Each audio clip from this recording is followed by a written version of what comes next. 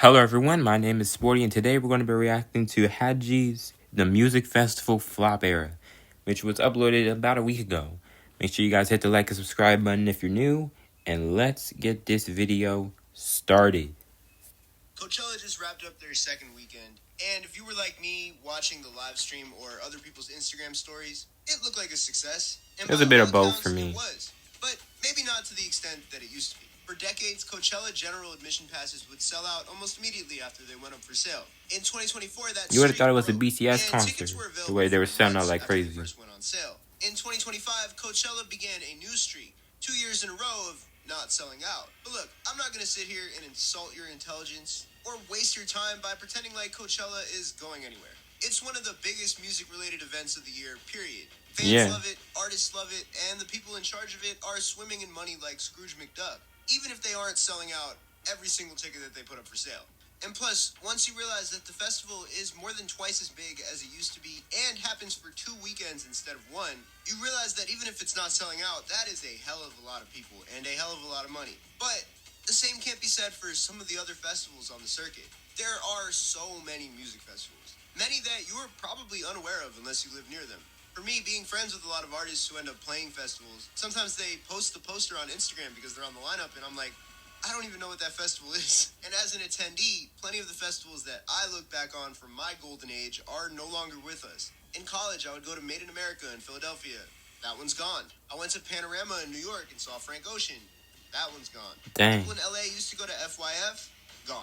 I've heard of FYF today of the American and Made in economy, America. Many are starting to speculate if that festival boom is coming to an end. And today we're going to look at how we got here with the festival economy and see what's in it for everyone involved. Are the fans still getting their money's worth even as prices go up every year? Is it still worth it for the A-listers to headline festivals? And for the smaller artists on the bill, do the benefits outweigh the costs? And for the people actually in charge of putting on these events, is the effort worth the profit? Even if that profit is getting smaller and smaller. We're going to dive into all that, but first, if you like videos on music like this one, I would really appreciate a like and subscribe. It helps the channel so much. Make sure you guys check out his channel after this. If you want to see them early, go to my Instagram, Hadji Gaviota, throw me a follow, and join my broadcast channel. I post all my videos one day early in that broadcast channel for free. Also, my group that's cool. is dropping a new song, Closer Sober, this Wednesday. But because I like y'all, I put the link to the video in the description so you can check it out a little bit early. And if you like the shirt that I'm wearing right now, my friend Kane is currently battling cancer. He's an incredible guy, someone who's helped out so many artists like me with graphic design, management, just a guy who's been around, he's a legend. All of the proceeds of his shirt go towards him and his daughter as he fights cancer. So I'm going to put the link to that in the description as well. That's cool. All right, let's get back to the video. A brief history of music festivals. Well, there were events resembling music festivals as far back as ancient Greece. The 1967 Monterey International Pop Festival is widely considered to be the prototype for the music festivals that we see today. It was headlined by acts like the Jimi Hendrix Experience, Janis Joplin, and Otis Redding. Tickets ranged from $3 to $6.50. Bro, just $3 back then? 90,000 people were in attendance. 2 Wow. years later came probably the most infamous and important example of a music festival in history, Woodstock. Well, the event planners expected 50,000. I've heard of Woodstock. Almost 500,000 people showed up in upstate New York. Wow. It became one of the most defining moments in modern music history and was also a huge part of the hippie movement in the American 1960s. The year after Woodstock in 1970 was the first Glastonbury in England, which to this day continues to be one of the biggest and most prestigious music festivals out there. The 1980s saw the continuation of the popularity of the music festival, with massive events like Live Aid, a charity show that took place simultaneously in Philadelphia and the UK and raised $125 million for famine relief. In the early 1990s, the first Lollapalooza happened. Today, that's a worldwide brand. A Woodstock revival for the 25th anniversary happened in 1994, although the sequel was mostly remembered for being really muddy and a lot more corporate than its original hippie-laden ancestor. The 30th anniversary show, Woodstock 99, was a complete show. And there's a documentary on it that goes into way more detail, but in short, it was over-attended, understaffed, and full of riots and antisocial behavior, including some pretty heinous stuff. It got to the point that was a where mess. after Woodstock 99, the whole concept of the music festival was kind of on the brink. People were asking, was humanity capable of getting together at a large scale like this without it turning into a reenactment of Lord of the Flies? And a few guys in California set out to prove that it was still possible. That same year, in 1999, a punk rock promotion company called Golden Voice hosted the first Coachella. Tickets were $50 per day. When I went in 2023, That might have gotten me 2 chicken sandwiches, but we'll get to that later.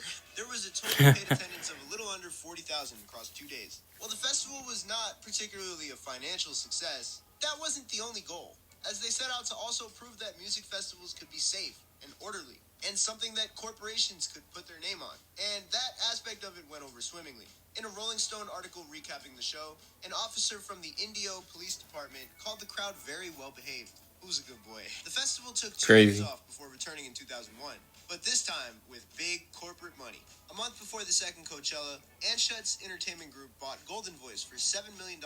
Anschutz, which you're more likely to Oh, recognize. I know of AEG. They were the ones that did that Michael Jackson tour. Ticketmaster, the big bad wolf of the music industry.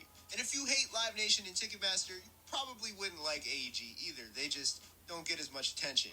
AEG is the second largest live music and entertainment company to Live Nation and is the largest owner of sports teams and sports events in the world. It owns things like the ticket company AXS and the Crypto.com Arena in Los Angeles. Well, large-scale music festivals always require Used to be the some sort of Staples financial Center. backing to get off the ground. And there are records of people online complaining about the corporatization of earlier music festivals in the 90s, like Woodstock 94. The 2001 purchase of Golden Voice serves as a reasonable point for when the music festival became the cold, hard business event that it is today. Within a few years, Coachella started printing money. It expanded to 3 days in 2007 and then 2 weekends in 2012. In 2017, Billboard reported that they earned $114 million in profit. Wow. I guess that $7 million purchase was a good investment. The success of Coachella and of other festivals like Glastonbury and Lollapalooza led to an explosion in the demand for music festivals. I want to attend Rock in Glastonbury at Tennessee least started once in my 2002, life. And Governor's Ball in New York started in 2011.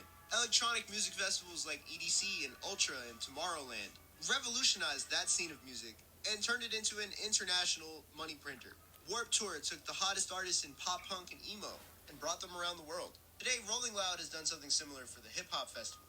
But things came to a screeching halt in 2020 thanks to the pandemic. With people itching to go back outside after a year or so on the couch, there was a huge demand for festivals and concerts in general in 2021 and 2022. Yeah. Coachella, after having to take 2 years off, went right back to selling out in 2022 and 2023. Outside of the festivals, massive tours like Taylor Swift's Eras Tour, Beyonce's Renaissance Tour, Drake's It's All a Blur Tour, and Kendrick Lamar's Big Steppers Tour took over stadiums and arenas and moved crazy numbers. And these are just a couple examples. But 2024 saw a decline in the success of the arena tour. I covered it last year, and I'll link that video in the description if you want to get caught up on it. Unsurprisingly, some festivals have seen a dip in attendance as well. Coachella has not sold out for 2 years in a row now, and the discourse machine has been going burr as we speak. Remezcla ran an article called The Mess. The music festival bubble is bursting. Here's what needs to change in October 2024. SF Gate ran an article that same week with a much more direct title, We're Effed, and counted the bodies of the music festivals canceled that year. The Sierra Nevada World Music Festival, Desert Days, Skull and Roses, and the Float Fest in Austin, Texas also found its way to the chopping block. Pitchfork announced that their long-running festival in Chicago would end as well. J. Cole was even saying that this might be the last year of his successful I remember seeing festival, that. Dreamville Fest in Raleigh, although it looks like it might continue on with less involvement from him. Oh, It's a okay. perfect storm I of didn't know about circumstances that. That's leading to this backspin. Overestimated demand, an uncertain economy, rising prices, underwhelming lineups, and the costs of putting on a show just being generally higher. So let's see if it's all still worth it and understand what might need to change. The fans. We can start with my own experience. As a diehard Frank Ocean stan, I knew I had no choice but to attend Coachella in 2023. And just for the record, I thought his performance was great. I had a great time, and if you watched it live on TikTok, there's like a decent chance that you watched my TikTok live. But let's run through how much it cost for my girlfriend and I to go. The general admission ticket itself, $1,000. was about $700 per person after the fees. Oh, $700 New York, a so we person, had but to fly still. there. I made a business trip out of it and made a lot of music, but you know, my round trip flight was $450. As someone who does fly to LA a lot, I can say that usually the prices from New York are like $100 to $200 cheaper than that when it's not Coachella season if you buy them early enough. We kept trying to find an Airbnb, but they would cancel on us and then jack up the prices, probably because they didn't realize it was Coachella season when they first put the dates up. And eventually we had to settle for the Residence Inn Palm Desert. During Coachella weekend, that hotel bumps their prices up 5 times over. Literally. Nah, they're cheating y'all. $2,200 for 3 nights in this hotel. And it's a regular hotel. That is too much money just for 3 This days. was just like a Marriott. I know it's supply or demand or whatever, but I get it, but it so still expensive. sucks. It was actually so expensive that we had a friend of a friend crash on the couch for a couple $100 just to bring the cost down.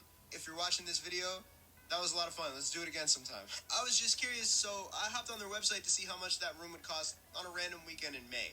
Sure enough, it's about $175 a night. People can save money by camping, but I don't have any experience camping. Look, I'm a city boy at heart. I didn't want to go in over my head.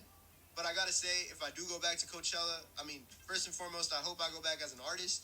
But if I do go back to Coachella as a fan, I'm probably gonna camp next time. Add in the cost of a rental car on Turo to actually get to Indio from Los Angeles, which I went super cheap on, and then another $15 to $20 a drink if you're drinking. It was an insanely expensive vacation. Like, my girlfriend and I love to travel, and this is up there with, like, the most expensive vacations we've ever taken.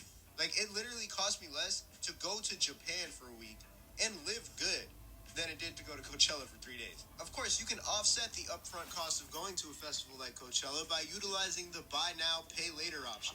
Forbes covered the rising phenomenon of people paying for Coachella in installments. According to the article, about 60% of the general admission ticket buyers use the buy now, pay later option. Anecdotally, I spoke with a bunch of people on Instagram this year just to get a feeling for how many people are really doing that, and a lot of them said the same. You only have to pay like $50 down, and then you can spread it out in installments. Okay. Of course, if you spread it out in too long of an installment, you're going to pay a lot of interest on it. Yeah. It's just how things work. Some even use the buy now, pay later option on things like travel and lodging. Now, this is not a financial literacy channel, so I'm not here to tell people what they should and shouldn't be doing.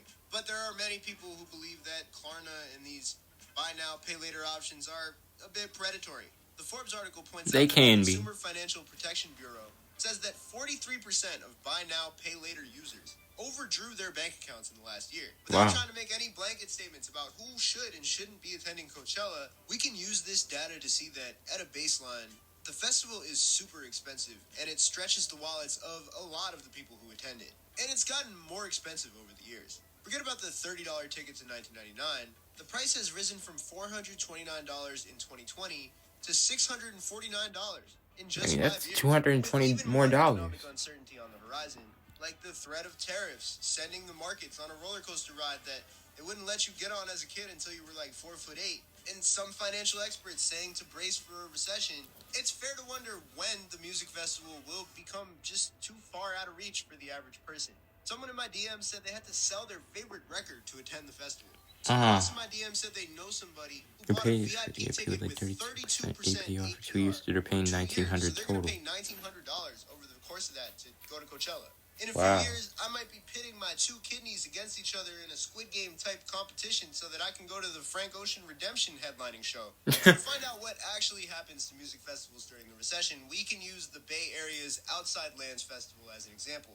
The August 2008 Outside Lands had an attendance of 130,000. The stock market crashed just a month later in 2008, and the 2009 and 2010 festivals saw 90,000 and 80,000 attendees respectively.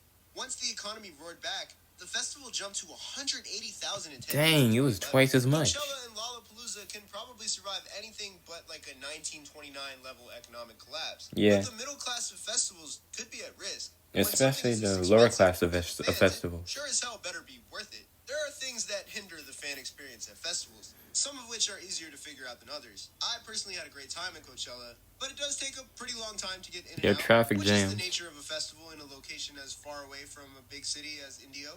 As a New Yorker, I'm spoiled with Govball where I can just get on the 7 train and go home. Queens get the money. I was just at Dreamville Fest where my friend Daniel and I spent over an hour walking to get an Uber, only to never actually have enough connection to get an Uber, and then to just hail down a random cab who we paid $50 to drive us like 7 miles. It was so crazy out there, we even picked up another random guy on the way as like some sort of twisted Uber pool. If you're watching this video, I hope you got home safe, because I really don't know. And a big part of this is our fault, because we could have researched that this happens every year at the festival, and maybe we would have considered renting a car and getting a parking pass, but that would have made the trip way more expensive, so honestly, I'm not sure if we would have done that either way. Attendees can accept that getting in and out of an event with tens of thousands or hundreds of thousands of people might take a while. But what about the actual music experience of the concert? Festivals are sort of like a playlist on shuffle version of a concert. You look at the lineup and you see if there's a line of artists across different parts of the bill that would add up to one full day of fun at a festival, and then if that matches up for you, you buy a ticket. It's going to cost me anywhere from 2 to 10 times as much as it would be to see my favorite artist when they go on tour. Because I live in a city like New York, usually I can see them on tour. It's a little bit different if you don't. Me realizing in real time how lucky we are in big cities, my fault. Some people don't get to see their favorite artists on tour depending on where they live. Sometimes the allure of one big headliner is enough to get me to go. At other times, it's a combination Yeah, heck, bro, you could live in a major city, and you may still not get guaranteed for your favorite artist to go there for their tour. In my opinion, the only guarantee spots in the U.S., in my personal opinion, are New York City and Los Angeles. In my opinion, I feel like most artists think that they can do a U.S. tour without doing New York City and Los Angeles at least. So I say those two cities are pretty lucky. Bunch of artists that I like a lot, maybe wouldn't just go if it was only them. But that's enough for me to pull the trigger. But nothing drives me crazier than buying a ticket to a festival because I see two artists on the lineup that I like just for them to have conflicting set times. It feels like choosing between one of my two imaginary children. This happened to me at Coachella in 2023 when J. Paul and Sunset Roller Coaster were playing at the same time. J. Paul was playing literally his first show ever, and Sunset Roller Coaster is from Taiwan, so they don't come to America very often. And the one time that I saw them in New York, it was one of the greatest concerts I've ever been to. So I ended up picking J. Paul because of like the scarcity of it all. But I was pretty sad that I missed Sunset Roller Coaster, and it's like I don't get to get a prorated amount of my money back because one of the artists on the lineup that I bought a ticket for actually conflicted with another one. Do you know what I'm saying? Some smaller festivals like Dreamville Fest can circumvent this issue by only having 2 stages or 3 stages and not having music playing at the same time on 2 different stages. But for these bigger festivals, you gotta make some sacrifices sometimes. At the end of the day, though, not everyone is a bottom-of-the-poster diver like myself. A lot of people just buy tickets to festivals for the overall experience itself, and then others might do it because they really want to see one big headliner. But for the latter, there's been some sentiment that headliners have been a little lacking recently. In the Remezcla article, they spoke to a Colombian YouTuber named Jose M, who put it in pretty clear terms. The notion of headliners is outdated. There are no more Michael Jacksons or Madonnas, these super iconic artists that reached you through traditional media back when those outlets were monopolized by major labels. The landscape has been segmented into niches. There's no longer a consensus on which artists are popular, and even global stars like Bad Bunny and Taylor Swift would rather play their own concerts than adapt to a festival format. This is a feeling that a lot of fans have. Let's look at Coachella's headliners last year.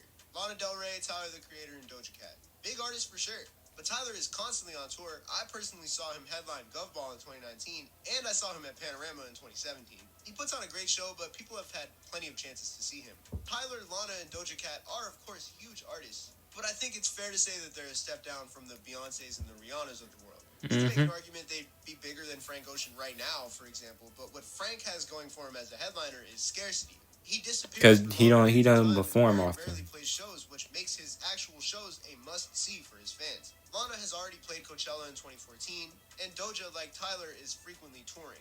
Festivals can easily drum up excitement when they have the biggest of the big artists or the mysterious artists who are hard to find. The answer that most people would come up for this problem would be, okay, get Beyonce, get Rihanna. I mean, these festivals like Coachella make a ton of money. Why can't they do it? It's not that simple. It's not. The artists. Because artists can refuse to not perform there, you know? Newsletters and podcasts out there, and I highly recommend checking it out. Did a great breakdown of this issue last year in a memo that they called, Do Music Festivals Have a Superstar Problem? They used Beyonce as a case study. In 2018, she headlined Coachella and made $4 million per weekend. That might sound like a ton of money, and I mean it is, but just for reference, on her Formation tour in 2016, her show in Los Angeles at Dodger Stadium made her $6.7 million. Now you might be asking, okay, just do both. But festivals that's not that simple. Radius clauses, which stops an artist from performing within a certain mile radius of the festival for a certain amount of time. So basically, to stay I didn't know that. If you want to play Govball, but you also want to go on tour that year, you're probably going to have to skip New York on your tour. There's actually a way that Govball fans on the Reddit figure out who's going to be on the lineup before the lineup comes out, because they're like, ooh. I had no idea about the radius clause. Probably because of a radius clause. But anyway, we're looking at $8 million for 2 shows versus $6.7 million for one, without factoring in how much it costs for each of those things to happen. Given that both of these shows, the Coachella show and the Formation tour, were probably very high production things. They probably both cost a lot of money to put on. And for the Formation tour, you got to add the cost of transportation, like to continue for the whole tour. Beyonce was able to sell the rights for a Coachella documentary to Netflix for $20 million. And her Coachella performance was a moment. And she capitalized on it. Fast forward to today, and even I heard of Coachella, and I didn't really know too much about Coachella, actually. I knew of it, but I didn't know when it was and stuff. And if that wasn't enough, she the movie from the tour. Forget about playing at Dodger Stadium, a couple more shows at SoFi, and she could sign Shohei Ohtani herself. Coachella is genuinely small fry stuff for her financially. And while it can still be a cool moment, she's already done it. So the benefit of running it back is limited. An artist like Rihanna could theoretically come back with a Coachella headliner type situation, but she had the opportunity to do that at the Super Bowl. Which is 2 years ago. Prestigious and coveted stage at the end of the day, at least I think. And while artists don't get paid for doing the Super Bowl directly, no, but the benefits like the increase in their streams. Fenty products blows the Coachella money out of the So, water, yeah. probably. Ditto for Kendrick Lamar and Usher, who are also recent Super Bowl headliners. And hey, like we said before, and we'll talk about this a little later, there aren't that many more superstars coming behind these guys who are ready to be the next Beyonce and ready to be the next Rihanna, and we can talk about that a little bit later. This isn't to say that the Coachella stage isn't an incredibly coveted opportunity. And for artists on the brink of superstardom, Coachella and other festivals can be a coming out party for them. Yeah. Chappell Roan had an incredible breakout year in 2024 and an unlikely one.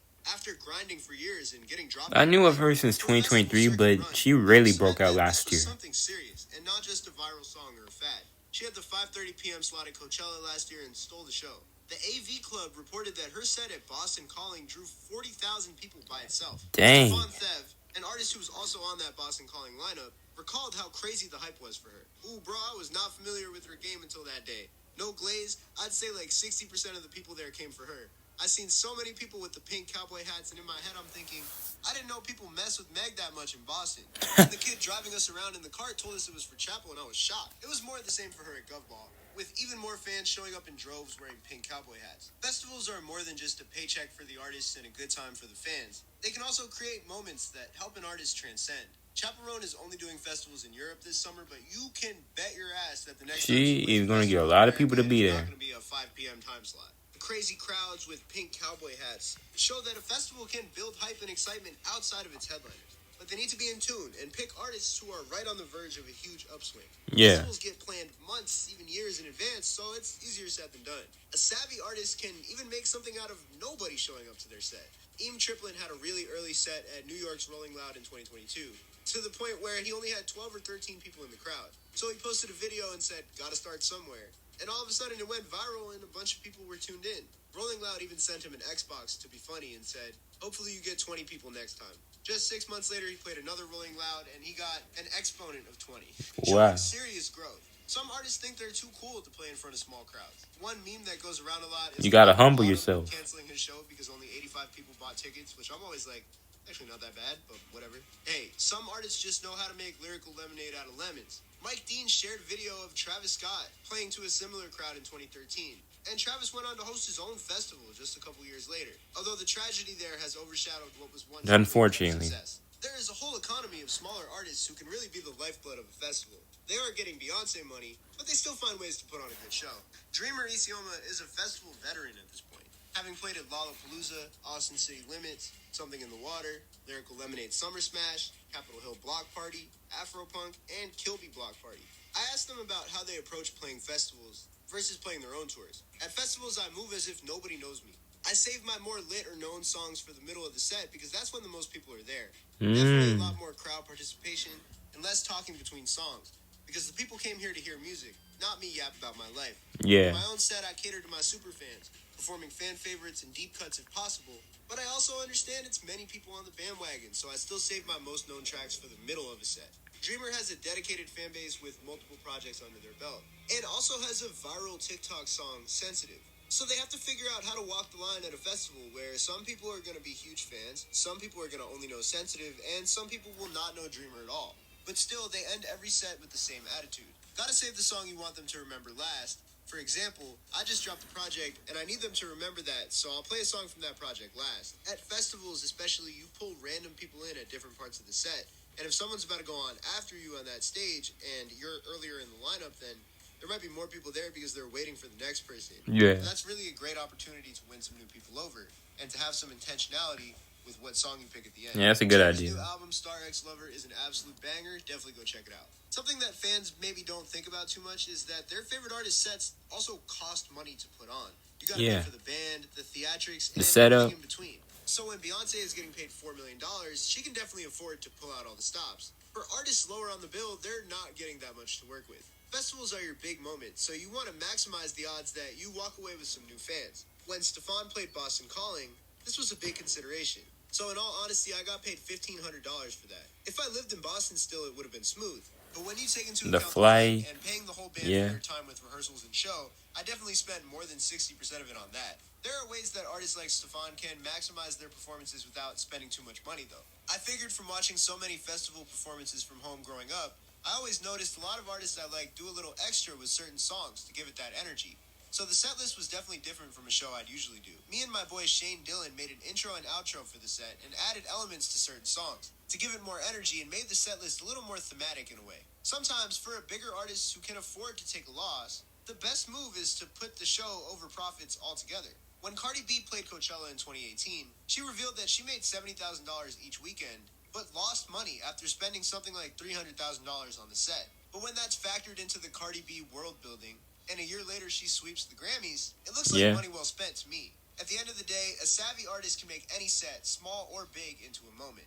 And so the artist's demand to get on that middle to the lower set of the poster is never going to change. In fact, with touring getting more and more expensive, the festival bag might be one of the only consistent options remaining. But how stable is that bag? That's true. The organizers. J. Cole started his Dreamville Festival in 2018, and by all accounts, it's been a success. It's sold out multiple times, and this year he announced it would be the last one. And so, predictably, it's sold out, with New Yorkers like me flying down for one last chance to see it. Lo and behold, it wasn't really the last one. I was actually at the festival, and I checked my phone, and I saw a notification that there was an article out that said that the Dreamville Fest was going to continue, although under slightly different leadership. And during his performance, Cole actually talked about why he decided to take somewhat of a step back from the festival. We said this is the last Dreamville Festival, correct? That's what we said. And I'm just keeping it 100 with y'all. That should be a lot. It'd be a lot because we want to put on some amazing shit for y'all. We want to do it for Carolina, you know what I mean? We love being able to offer that and bring amazing artists. That should be a lot. Festivals are It definitely is a lot of work. When they're popular, they're literally money printers. So at the end of the day, corporate sponsors and companies are going to keep it going as long as they're still making money off of it. How do they ensure that they can keep toner cartridges in the money printers if they can't get the biggest artists to headline? And people who would ideally be buying the tickets are going broke. The first thing that we're going to see is a squeezing of the margins, and to be honest, I think we're already seeing that. I told you before that Coachella's pass price has increased from $429 to $649 in just 5 years. That, to put my math teacher hat on, is an increase of 50%.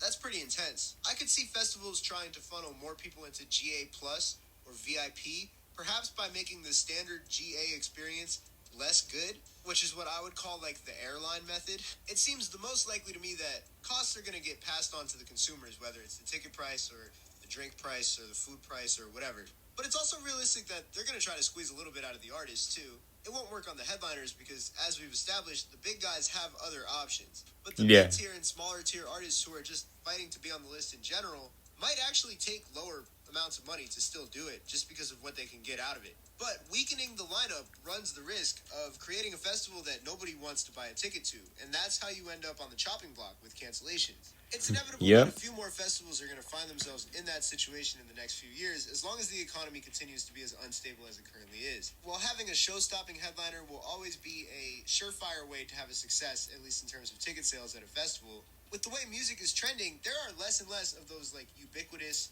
no doubt. Yeah, because I feel like music is like, it's more, well, how do I describe it? It's more a bit of in a niche style. Like, you have your own group of artists that you listen to. You probably have friends who listen to the same thing, and so on and so forth. Like, you could maybe mainly listen to pop music. Well, you have somebody in another place who only listens to R&B music. And you have somebody who only listens to country music, and so on and so forth.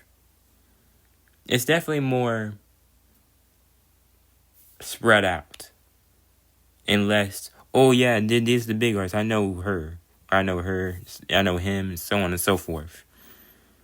It's like, the biggest artist in your eyes, another person somewhere may not have even heard them before. Star headliners. Instead, like Jose M. said in that article, things are stratified and niched down. Culture is dead.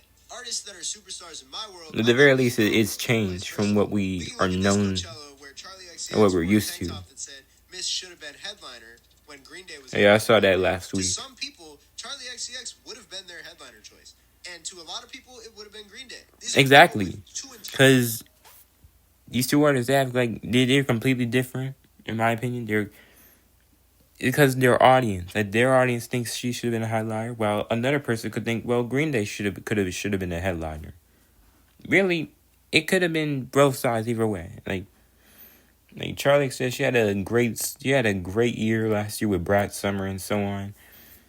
Yeah, that's what I mean by audiences being more spread out. It's not just the more obvious, like, ooh, this one artist we all want to see. Like, some people may want to see this artist, while other people want to see that artist. It's more spread out these days. Different realities, and how are you supposed to sell them the same festival? For Yeah. example, I don't really listen to country music. I don't have anything against it. It's just not something I really grew up with. I don't listen to it very I was often. on the subway with Morgan Wallen while he was riding his way back to God's country or whatever. I wouldn't even recognize him, but to half the country, he's a superstar. The vast Yeah. majority of the audience at Yeah, he gets Fest good looks at success J. on the Cole like charts. some sort of deity. But when I saw him at Govball, he had a set time earlier than Playboy Cardi. What I'm getting at with this is that I think the future of music festivals will be niched down. And to be clear, Yeah. it's been building that way for years. Well, there are DJs and It's probably been a acts matter of at time. big varied festivals like Coachella or Govball. Electronic-only events like EDC Las Vegas have been pulling in almost twice as many people as Coachella has for the past few years. When We Were Young Fest brings out Gen X and elder millennials who grew up on emo and punk, gets them to call a babysitter for the night, break out the old eyeliner one more time. Lovers and Friends tried to do a similar thing for 90s and 2000s R&B and hip-hop, although it got canceled due to weather reasons last year. Stagecoach is a country festival that's held in the exact It's more like focused to the country audience. It actually happened this past weekend, actually. 75,000 people for years now. And as country continues to grow as a genre and reach more people, it's probably only going to get bigger and bigger.